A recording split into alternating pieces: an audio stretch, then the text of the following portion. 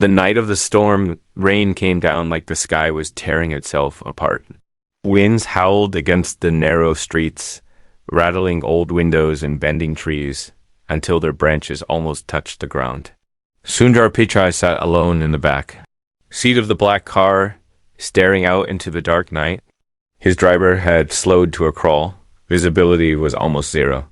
Every few seconds, a flash of lightning illuminated the road ahead, and Sundar caught glimpses of flooded sidewalks, abandoned bicycles, and small shops with their shutters tightly pulled down.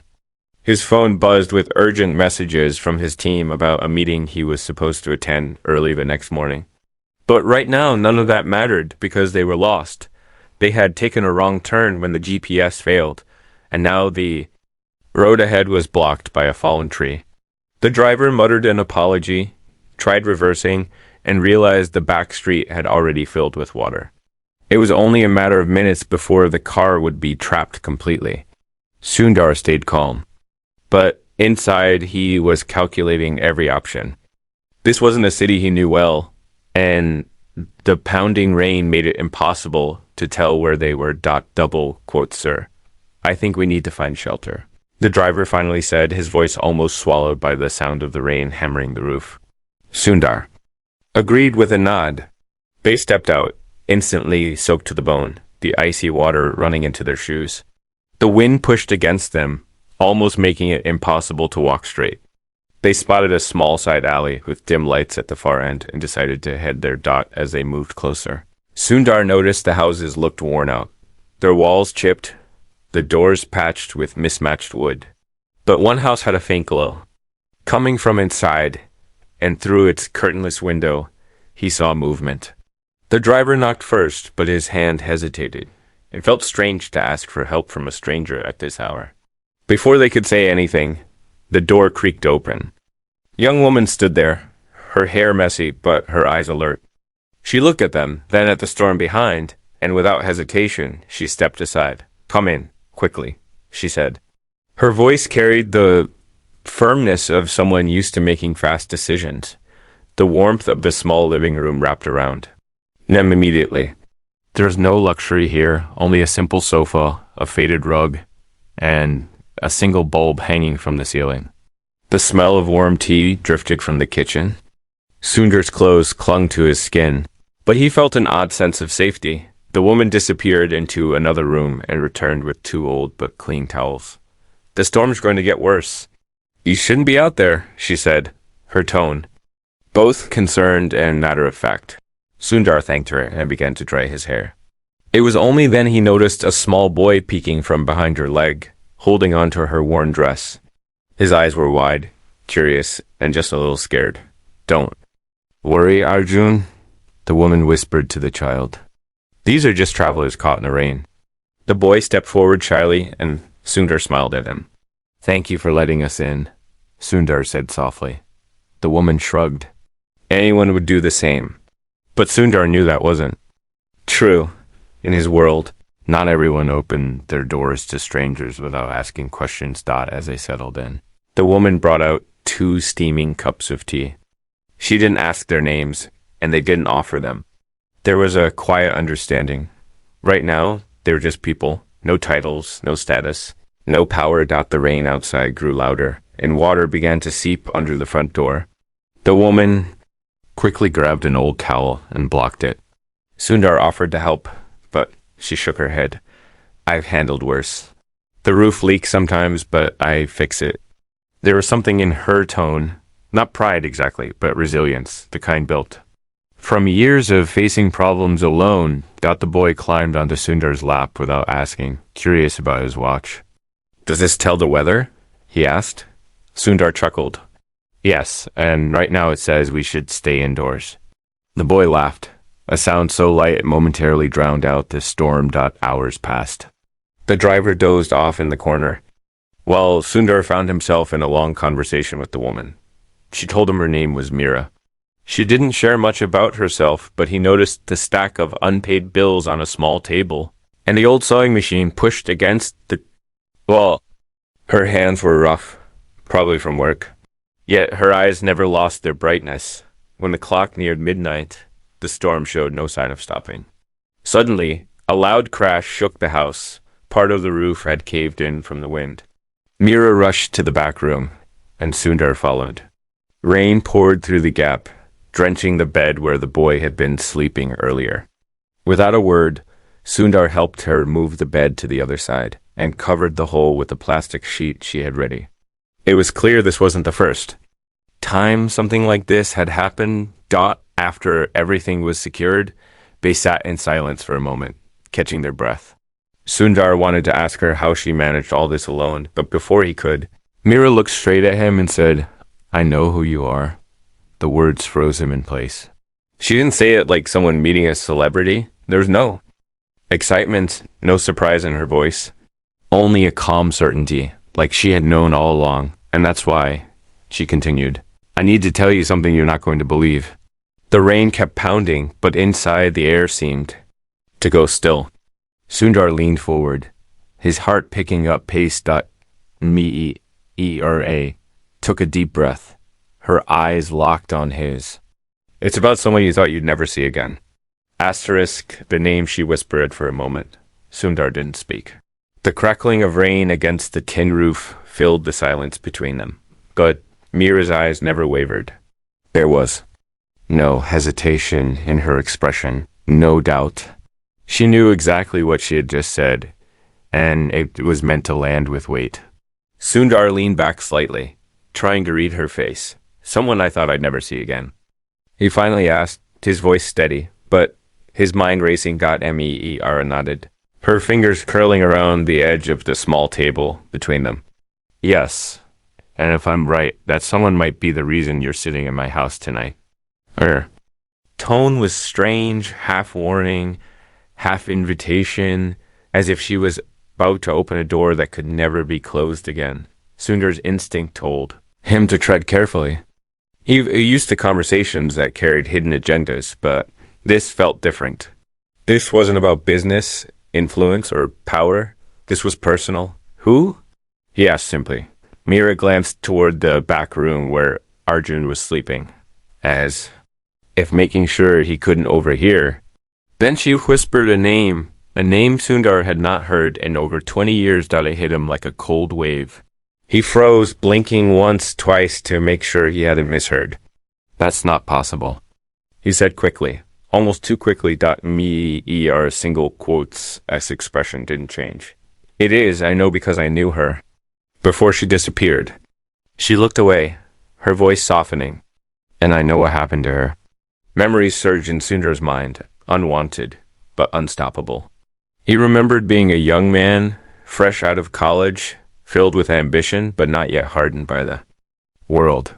There had been a friend, someone who believed in him when no one else did, who had once told him he was destined for something far greater than he imagined.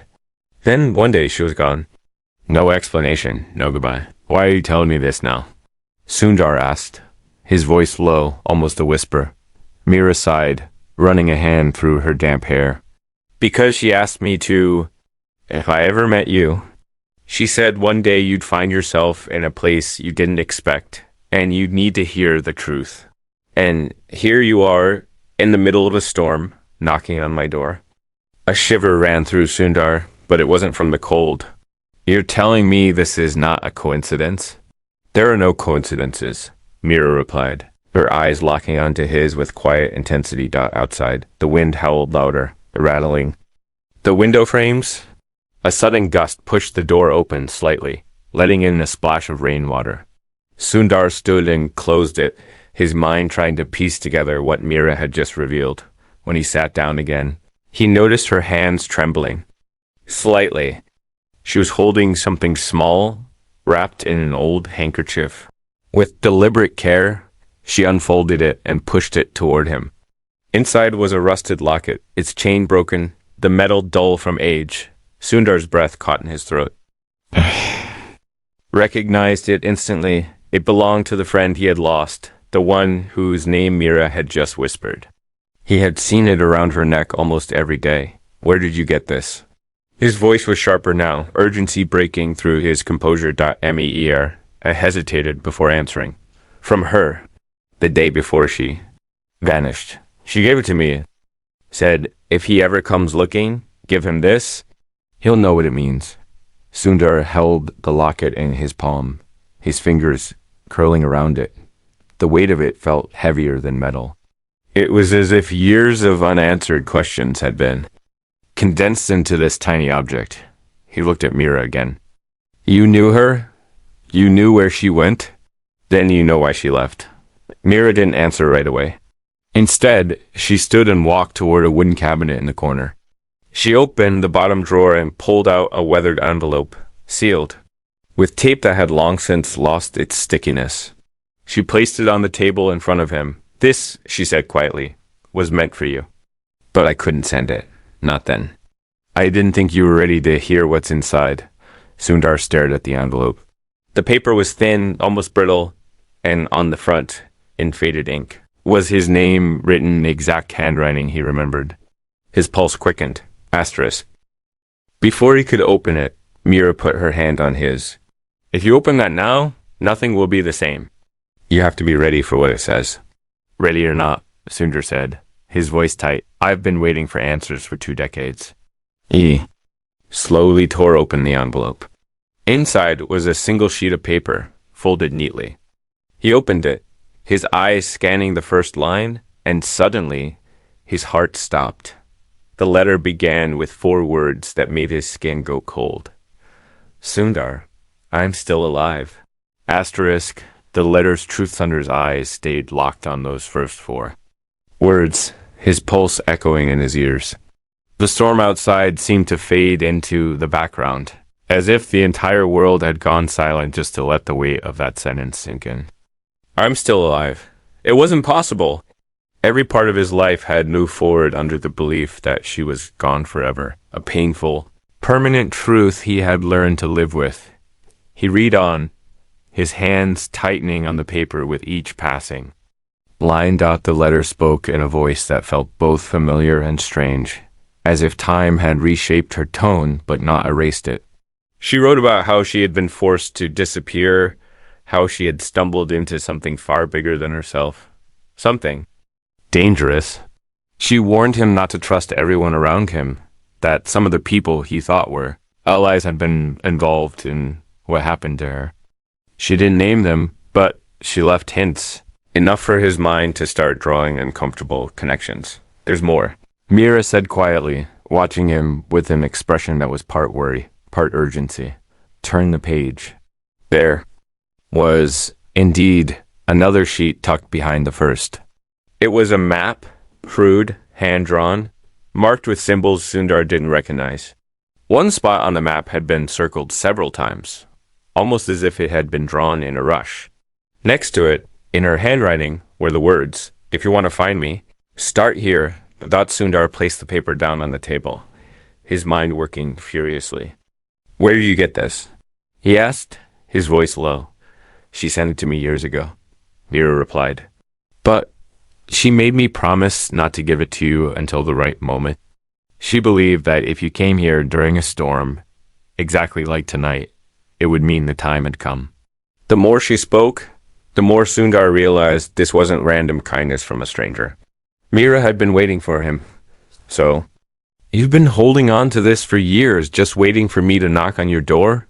Sundar asked, his tone carrying both disbelief and something sharper. Me, ara single quotes, S gaze didn't flinch. Yes. Because she trusted me. And because she told. Me, there are people who don't want you to know she's alive. Outside, thunder rolled like an approaching drumbeat. The flickering light bulb above them dimmed and brightened again. In that moment, Sundar became aware of something else. A shadow passing by the front window. It was quick, almost imperceptible, but it was enough to make him shift in his seat. Mer noticed it too. She rose quietly and checked the curtain, peeking outside just enough to see. When she turned back, her expression had changed, the calmness replaced by tension. Someone's out there, she whispered. Sundar's instinct sharpened immediately. He knew what it meant when you carried information someone else didn't want revealed. Do they know about the letter? If they do, Mira said, then we're in trouble. As if on cue, there was a sudden knock at the door, not the polite kind, but loud, heavy, and insistent. The boy stirred in the back room, his small voice calling for his mother.mer moved toward the child, but Sundar put a hand up. Wait. Let me see who it is. He stepped to the door, his footsteps slow, deliberate. When he opened it just a crack, rain sprayed in, blurring his vision for a moment. Then he saw them, two men standing in the downpour, their jackets soaked, faces half hidden under hoods. Sorry to disturb, one of them said, his voice too casual to be genuine. We're looking for someone? A man, traveling with a driver. Have you seen anyone like that? Sundar didn't answer right away. He studied them, their stance, the way one man's eyes darted past him into the room. These weren't people simply caught in the storm.mer appeared at his side, speaking before he could. No one's come by here, she said firmly. You should move along before the river floods. The men exchanged a glance, then nodded, but their eyes lingered on Sundar before they turned away. Sundar closed the door and locked it, the weight of the moment pressing heavily on both of them. Who were they?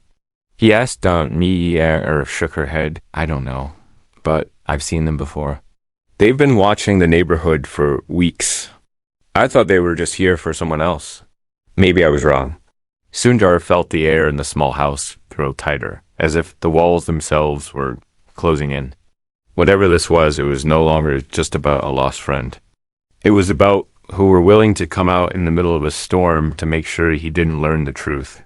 He looked back at the letter, at the words "start here," and realized the storm outside was the least of his worries before he could say anything else. The single bulb above them flickered twice and went out, plunging the room into darkness.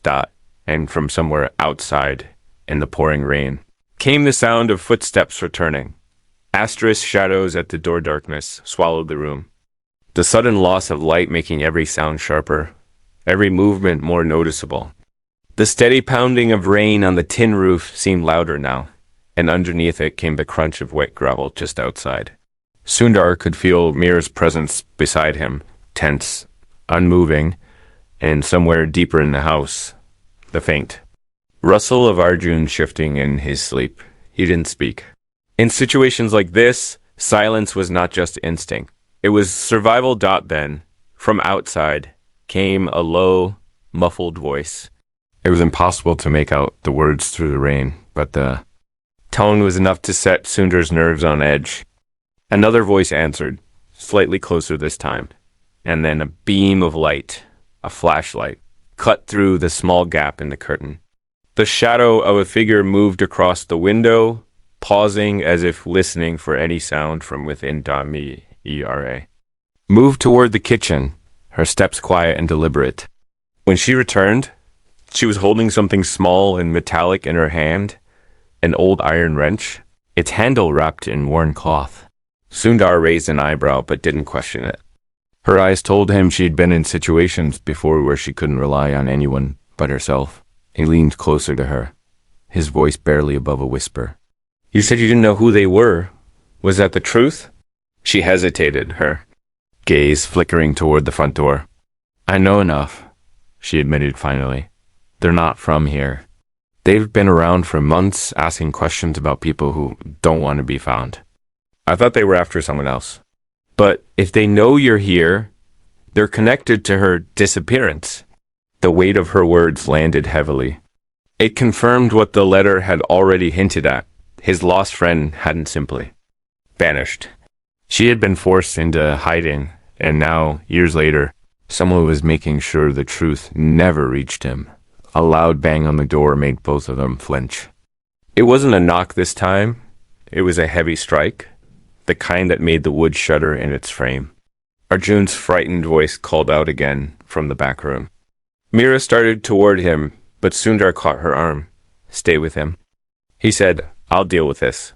She hesitated, clearly torn, but nodded and disappeared into the hallway. Sundar moved to the door, his footsteps slow, listening carefully. The rain and wind masked some of the outside noise, but he could still hear the shifting of boots on wet ground. He opened the door just enough to see them, The same two men, standing closer now, their faces partially visible under their hoods. One of them spoke first, his tone more aggressive than before. "We know someone's inside. We just want to talk." Sundar didn't answer immediately. Instead, he studied their stance, the way one man's right hand stayed near the inside of his jacket. Everything about them screamed that talk was not their real intention. "Then talk from there," Sundar said finally, his voice calm but firm. The man's expression tightened. Some conversations aren't meant to be overheard. Sundar could feel the tension like a rope being pulled tighter. "I think this one is," he replied, and began to close the door. But before it could shut fully, the man stepped forward, planting his boot against the frame. For a second, neither moved. The rain poured between them, a curtain of water lit by the dim streetlight. Then, slowly, the man withdrew his foot and smiled, but it was the kind of smile that promised trouble. "We'll be back," he said simply. And the two turned, vanishing into the alley. Sundar locked the door, but he knew it wouldn't hold forever if they decided to return. He walked to the back room where Meera was holding Arjun close. The boy's eyes were wide, scared, but silent now. "We have to go," Sundar said, double quotes, "go in this storm." Meera asked, disbelief mixing with fear. "It's safer than waiting for them to come back," Sundar replied. "They won't stop. Whatever you've been holding for all these years, they want it." Meera looked down, as if weighing something in her mind. Then she stood, setting Arjun on his feet. "There's something I didn't tell you," she said slowly. Something about the night she disappeared. "I was there?" The room seemed to shrink around them. "You were there?" Sundar repeated .mer and nodded, her expression haunted. "And if we make it out of this storm alive, I'll tell you exactly what happened." But before Sundar could ask more, the sound came again. Footsteps outside. Only this time, there were more of them. Asterisk. The rode-out sound of multiple footsteps in the rain was heavier now, more deliberate, like a slow, tightening net around the small house. Sundar and Meera exchanged a glance. No words needed. She grabbed Arjun's small backpack from the corner. It was already packed with a change of clothes, a blanket, and a worn stuffed elephant.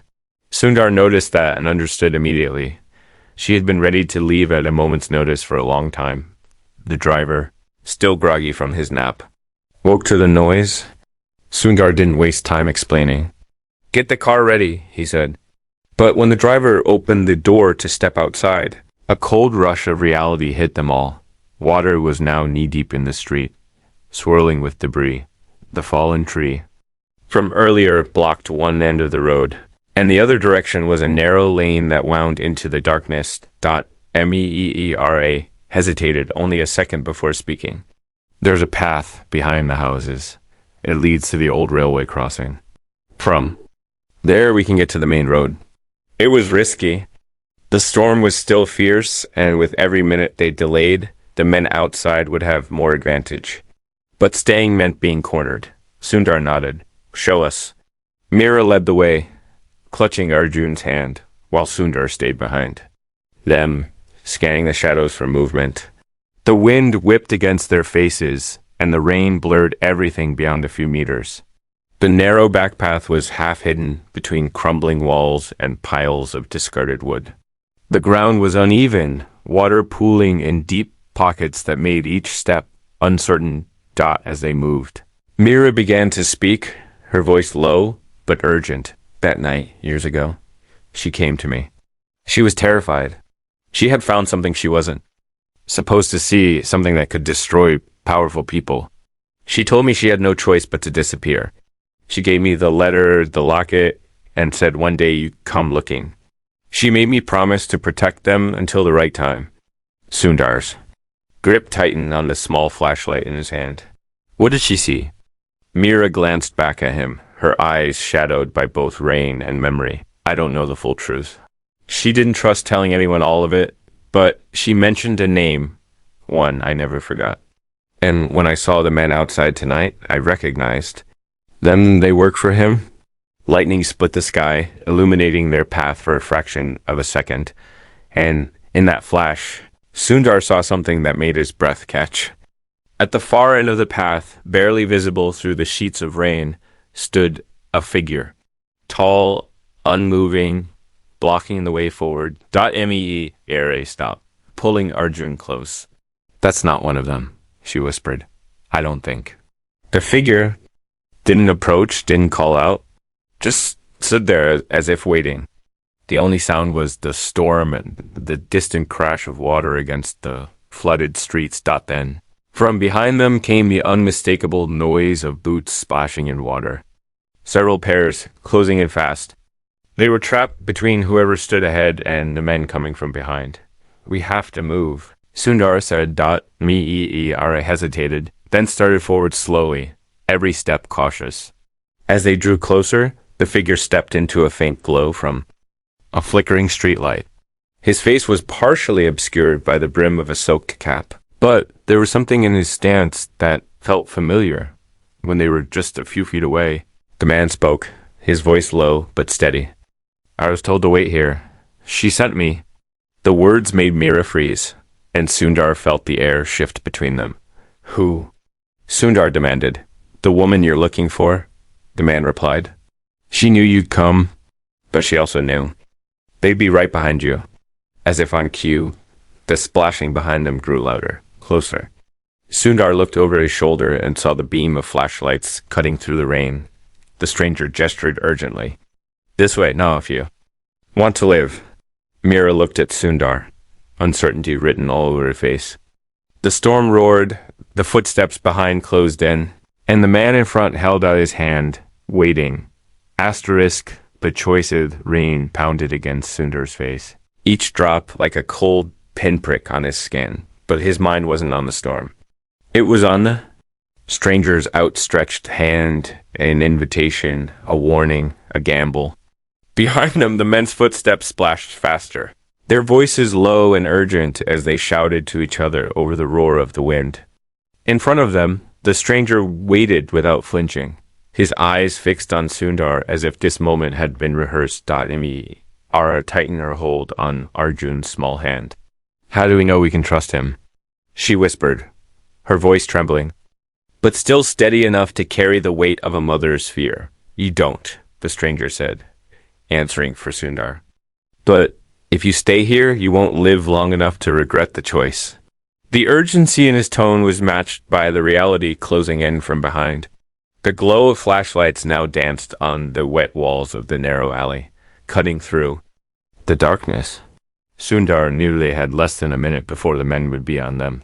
Trust was a dangerous currency. But in this moment, it was the only one he had. Sundar nodded once. Lead the way. The stranger turned without a word, moving quickly along a side path almost hidden by a collapsed fence and a tangle of overgrown plants.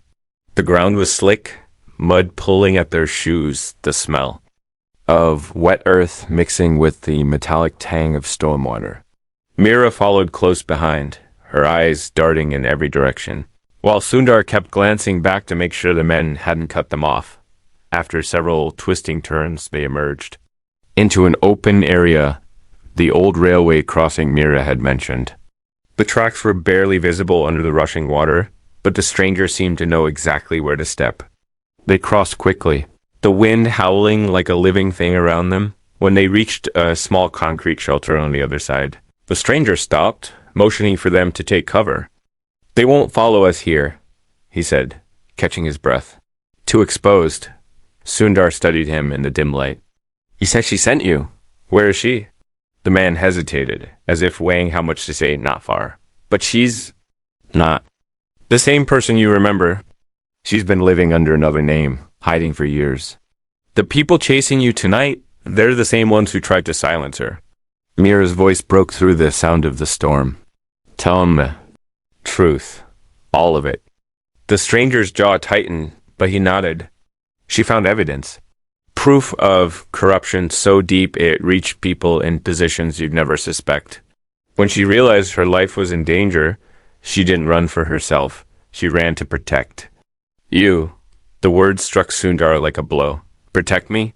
She knew if they couldn't get to her, they'd come after you, the man explained. But disappearing wasn't enough. She had to make sure you'd only find her when you were ready to do something about it. Sundar felt a strange mix of anger, gratitude, and grief. For years, he'd believed she had abandoned him, but the truth was far more complicated and far more painful. Where is she now? He asked again. The stranger stepped closer, lowering his voice. I can take you to her. But once you see her, there's no going back. The people after you tonight, they'll never stop. Meeting her will put you in the middle of the same fight she's been in all these years. Sundar looked at Mira, who met his gaze without hesitation. You came here for answers, she said softly. You deserve to have them. For a long moment, the only sound was the storm. Then Sundar exhaled slowly. Take me to her? They moved again, this time with more urgency, but also a strange sense of inevitability. The stranger led them through another series of winding paths until they reached a small weathered building tucked behind a grove of trees. One dim light glowed from inside, casting a fragile halo in the rain. The stranger stopped at the door and turned to Sundar. She's in there. I'll wait. Outside. Sundar stepped forward, his heart pounding in a rhythm that seemed to echo in his ears. He reached for the door, but before he could knock, it opened, and there she was. Time seemed to fold in on itself. Years of questions, grief, and uncertainty collapsing into the single sight of her face. She looked older, yes, but her eyes were exactly the same. Neither spoke for several seconds. The storm faded into nothing. Finally, she said, her voice trembling. I told you I'd see you again. When it mattered most. Sundar stepped forward, but before he could speak, a sharp sound cut through the night, the unmistakable crack of a gunshot in the distance. The stranger's voice shouted from outside. They found us.